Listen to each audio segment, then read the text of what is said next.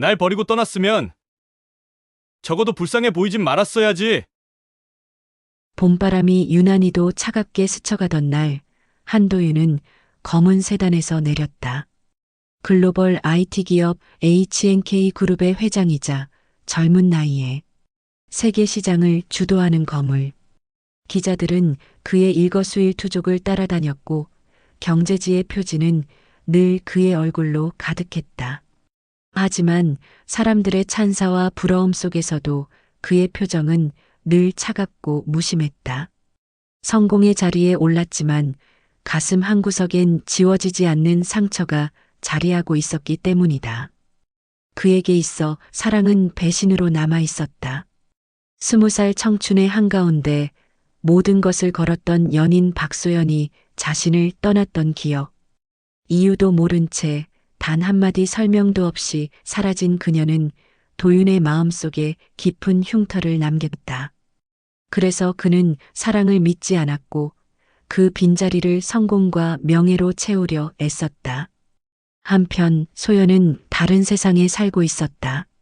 작은 반지하 방에서 하루하루 생계를 이어가는 그녀의 곁엔 초등학교에 막 입학한 아들 민호가 있었다. 민호는 태어날 때부터 약한 심장을 안고 태어나 늘 약을 달고 살아야 했다. 병원비와 생활비를 감당하기 위해 소연은 새벽 시장에서 일하고 낮에는 식당 아르바이트까지 뛰었다. 지친 몸을 이끌고 집에 돌아오면 민호가 먼저 달려와 안겼다. 엄마, 오늘은 괜찮았어. 그 작은 목소리에 소연은 하루의 고단함을 잊곤 했다. 운명처럼 두 사람은 다시 만나게 된다. 민호의 학교에서 열린 학부모 참관 수업 날, 특별히 H&K 그룹 회장 한도윤이 초청을 받아 교실을 찾았다. 그는 교육재단 후원자로서 아이들에게 짧은 인사와 격려의 말을 전하기 위해 온 것이었다. 소연은 소박하지만 깔끔한 옷차림을 하고 조심스레 교실 문을 열었다. 아이들의 웃음소리 사이로 그녀의 눈은 한 사람을 발견하고 얼어붙었다. 교실 뒤편 말끔한 정장을 입고 서 있는 남자. 바로 한도윤이었다. 도윤 또한 그녀를 알아보는 순간 눈빛이 굳었다. 10수년 전 떠나버린 여자 박소연. 그러나 이제 그녀 곁에는 어린 소년이 함께 있었다.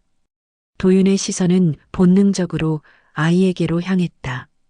소연을 빼닮은 얼굴, 낯설지만 어딘가 익숙한 눈빛, 묘한 불안과 분노가 동시에 그의 가슴 속에서 치밀어 올랐다.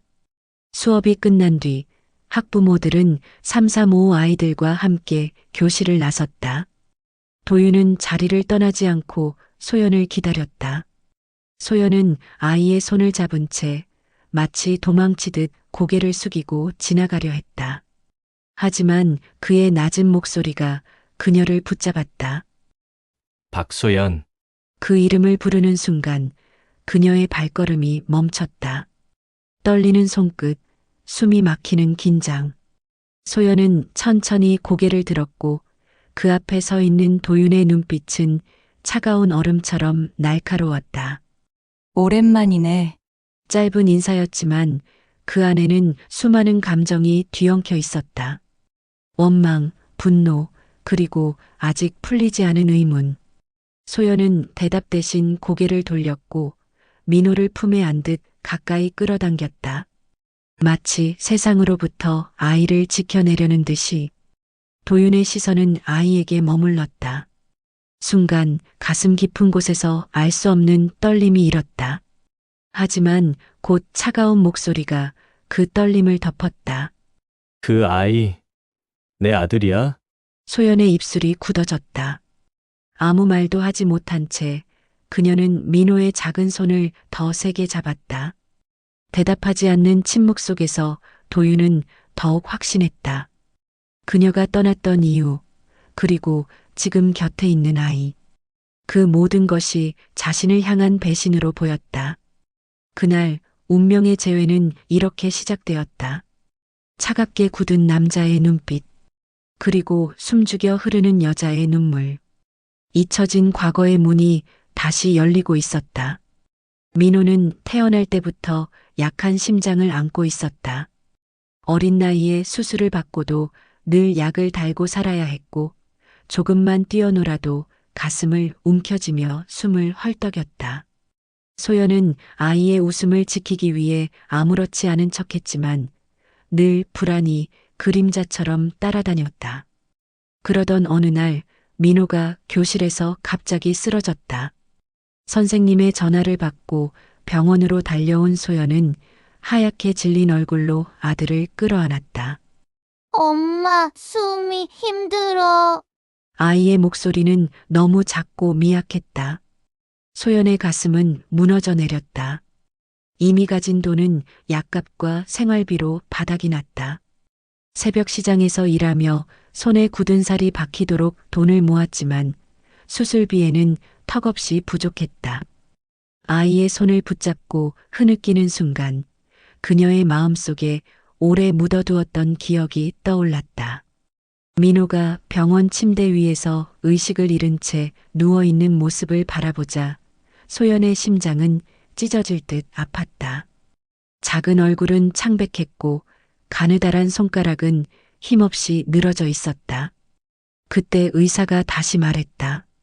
심장이 한계에 다다랐습니다. 이번에는 큰 병원에서 근본적인 수술을 받아야 합니다. 이대로 두면 위험해요. 그 말에 소연의 눈에서 눈물이 터져 나왔다. 어떻게든 돈을 마련하려 애썼지만 이제는 더 이상 버틸 수 없었다. 결국 그녀는 주저없이 도윤의 어머니가 있는 집을 찾았다. 커다란 대문 앞에 서 있는 순간 지난날의 기억이 떠올랐다. 도윤이 수술을 앞두고 생명이 위태로울 때 그녀가 눈물로 전화를 걸어 도움을 청했던 그날. 그때 도윤의 어머니는 차갑게 말했다. 내 아들을 살리고 싶다면 조건이 있어. 수술비는 내가 부담하는 조건으로 여길 떠나. 다시는 도윤 앞에 나타나지 말아야 할 거야. 소연이 울먹이며 고개를 저었을 때 어머니는 미리 준비한 듯 책상 위에 커다란 봉투 하나를 올려놓았다. 봉투 속에는 현금이 들어 있었다. 그리고 서류 봉투 하나를 내밀었다. 내가 살 수 있는 작은 집을 하나 마련해 줄 테니. 이 돈으로 조용히 살며 절대 다시는 돌아오지 말거라. 내가 내 아들의 앞길을 막는 순간 내 아이까지 가만두지 않을 테니. 그 말은 날벼락 같았다. 소연은 그 순간 숨이 막혀왔다. 눈물을 흘리며 고개를 끄덕일 수밖에 없었다. 도윤의 생명과 아이를 지키고 싶다는 마음 하나뿐이었으니까. 소연은 돈봉투를 들고 병원을 떠났다. 작은 집 하나가 그녀와 아이의 마지막 피난처가 되었다. 그리고 도윤에게는 단 하나도 진실을 말할 수 없었다. 몇 개월 후 그녀는 홀로 병원에서 아이를 낳았다. 도윤을 빼닮은 아들이었다.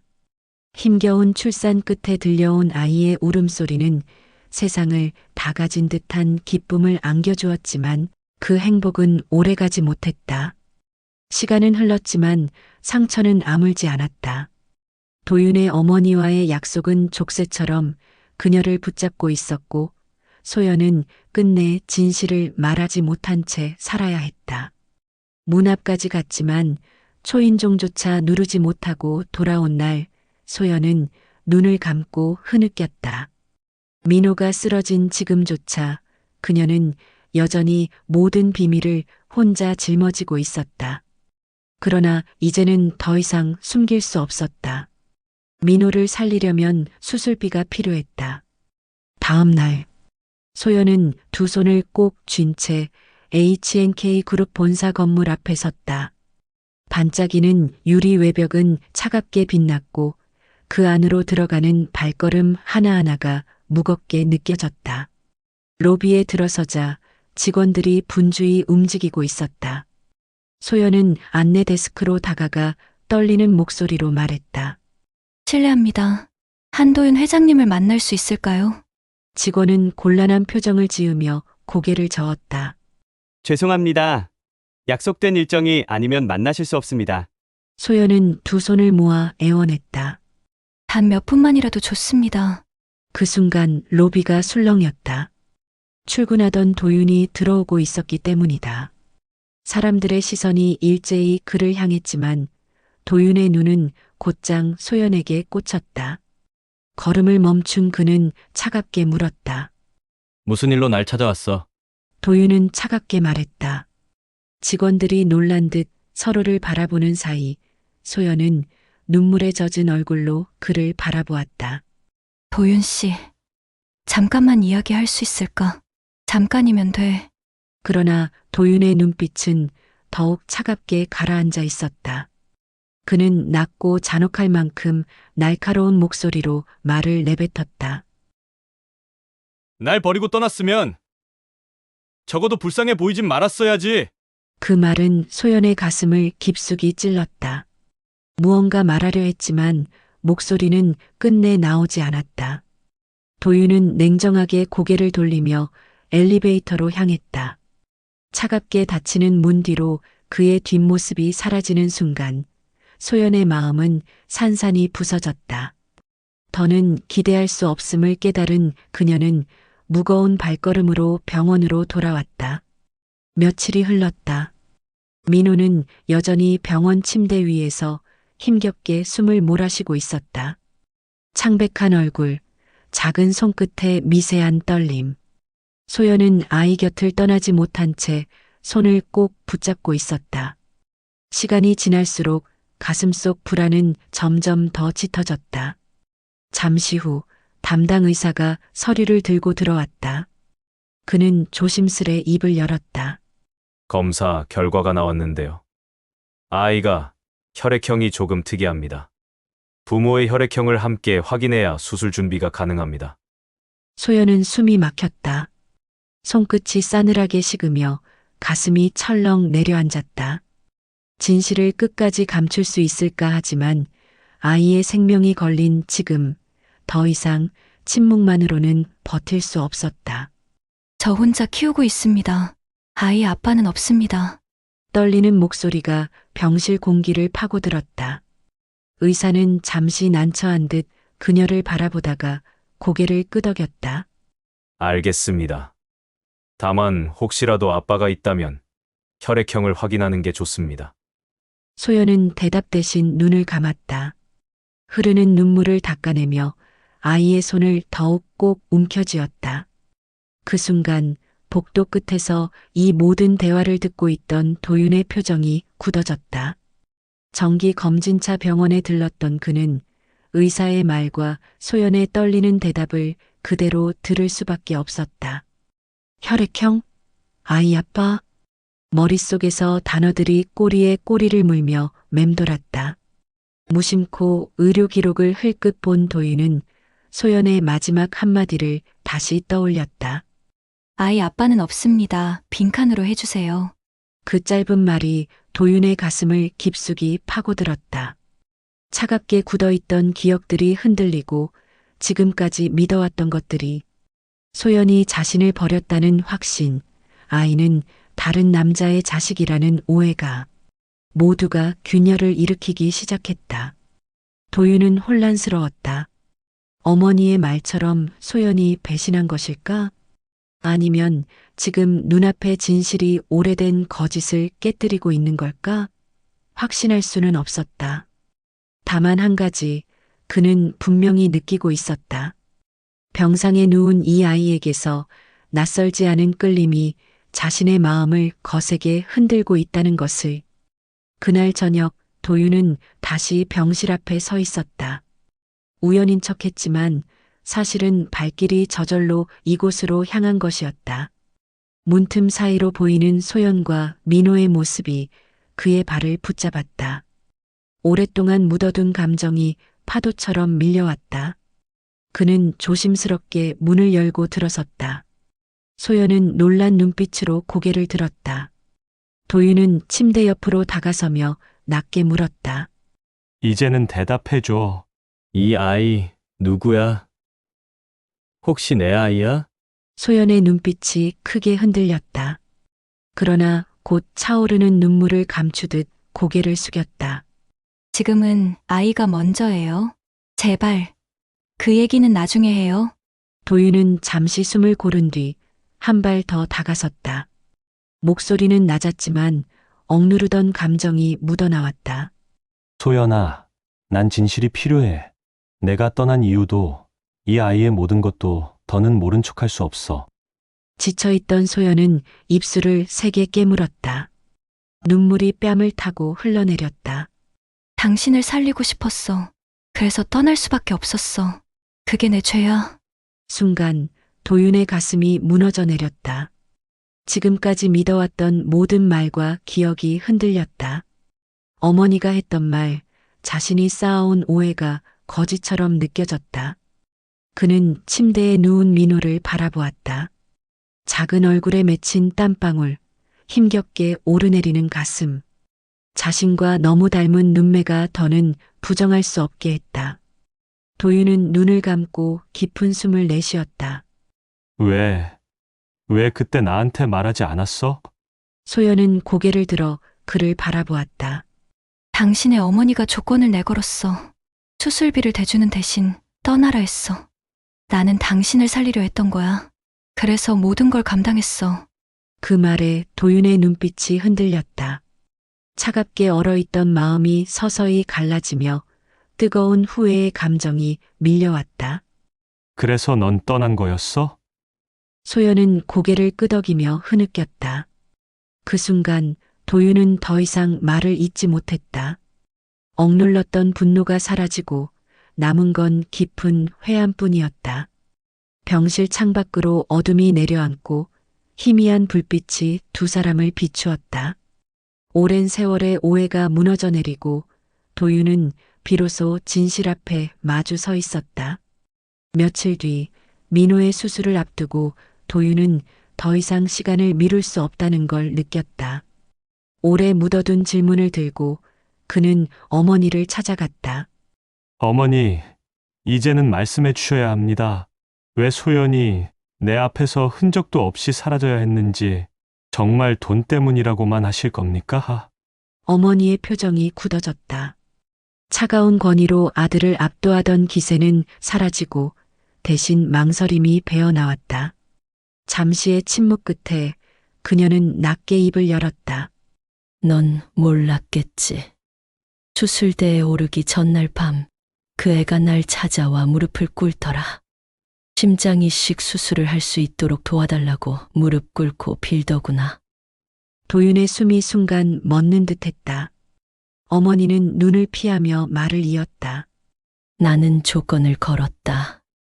내가 조용히 떠난다면 내 수술비를 마련해 주겠다고. 그 애는 망설이지도 않더구나. 널 살릴 수 있다면 뭐든 하겠다는 눈빛이었다.